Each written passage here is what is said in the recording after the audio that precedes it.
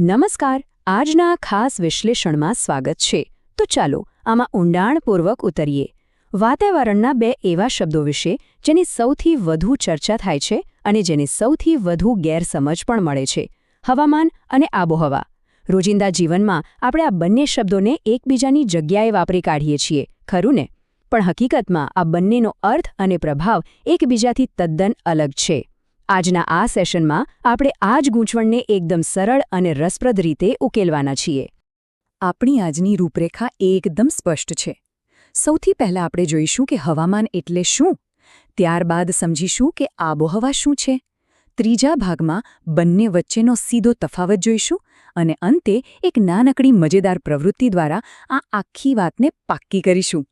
તો ચાલો શરૂઆત કરીએ વિભાગ 1થી. હવામાન એટલે શું?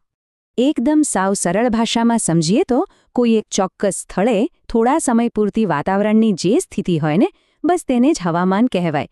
અહીં આ થોડા સમય માટે શબ્દ પકડી રાખવા જેવો છે.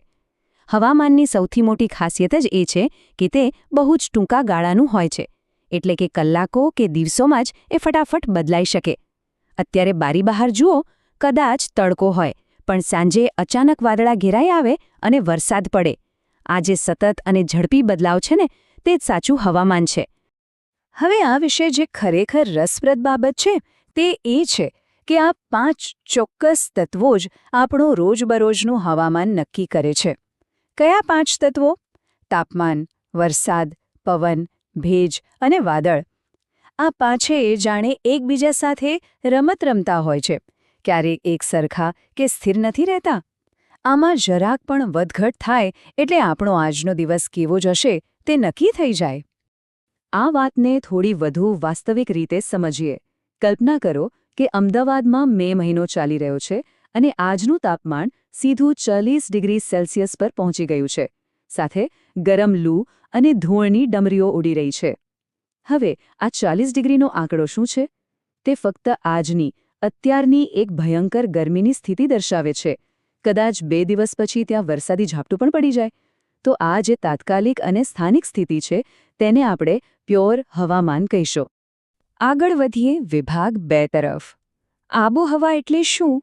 અહીં આપણે આપણો દૃષ્ટિકોણ કલાકોથી બદલીને વર્ષો સુધી લઈ જવાનો છે. હા, તો ટૂંકા ગાળામાંથી બહાર આવી જઈએ. આબોહવા એટલે કોઈ એક સ્થળના લાંબા સમયના, એટલે કે દાયકાઓ કે વર્ષો સુધીના હવામાનનું સરેરાશ સ્વરૂપ. અહીં સરેરાશ શબ્દ પર સૌથી વધુ ભાર મૂકવાની જરૂર છે. આ કોઈ ગઈકાલની કે આજની વધઘટ નથી, પણ કોઈ એક વિસ્તારમાં સામાન્ય રીતે મોટાભાગના સમયે કેવું વાતાવરણ રહે છે તેનો એક લાંબા ગાળાનો પાક્કો અંદાજ એટલે આબોહવા. આપણા ભારતના જ આ પ્રદેશો જુઓ. જ્યારે આપણે રાજસ્થાનનું નામ લઈએ ત્યારે મગજમાં શું આવે? એકદમ ગરમ અને સૂકો પ્રદેશ, બરાબર?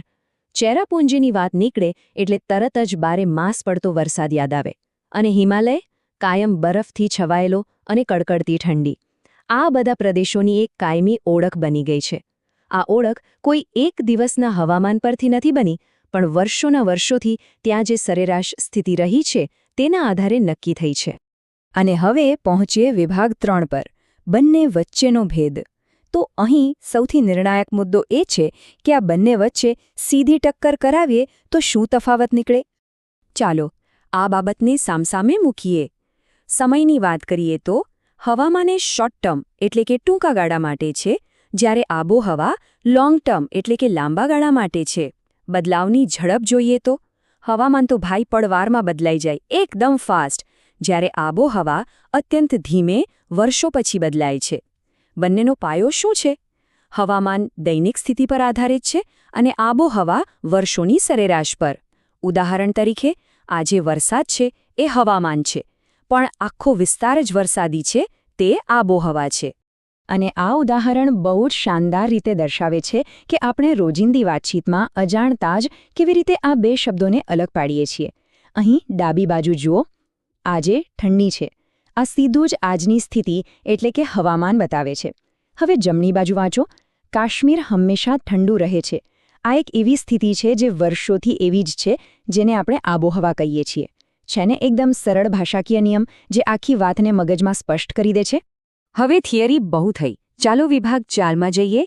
એક પ્રવૃત્તિ દ્વારા સમજીએ. ચલો હવે એ જોઈએ કે આ આખી પ્રક્રિયા વાસ્તવમાં કેવી રીતે કામ કરે છે. ધારો કે આપણે સળંગ 7 દિવસનું તાપમાન અને વરસાદ એક ડાયરીમાં નોંધીએ છીએ. પહેલા દિવસે ગરમી હતી, બીજા દિવસે અચાનક વરસાદ પડ્યો. આજે રોજે રોજનો ફેરફાર તમે નોંધો છો ને, તે હવામાન છે. પણ જ્યારે અઠવાડિયાના અંતે કે મહિનાના અંતે તમે આ બધા દિવસોની સરેરાશ કાઢશો, ત્યારે તમને એક પેટર્ન દેખાશે. આ ટ્રેકિંગ પ્રવૃત્તિથી બિલકુલ સમજી શકાય છે કે દૈનિક નોંધ એ હવામાન છે અને સરેરાશ કાઢવાની પ્રક્રિયા એ લાંબા ગાળાની આબોહવા સમજવાનું પહેલું પગથિયું છે. આ આખી ચર્ચાના અંતે એક બહુ જ રસપ્રદ અને વિચારવા જેવો પ્રશ્ન ઊભો થાય છે. જો આજનો તાત્કાલિક ફેરફાર માત્ર હવામાન બતાવતો હોય, તો મહિનાઓ કે વર્ષોની લાંબા ગાળાની સરેરાશ ખરેખર શું પ્રગટ કરે છે? સ્પષ્ટ છે, તે આબોહવા પ્રગટ કરે છે. હવે પછી જ્યારે પણ તમે બારી બહાર જુઓ અને વાતાવરણમાં કોઈ ફેરફાર નોંધો, ત્યારે ચોક્કસ વિચારજો કે આ માત્ર આજનો પસાર થતું બદલાવ છે કે પછી તમારા વિસ્તારની લાંબા ગાળાની આબોહવા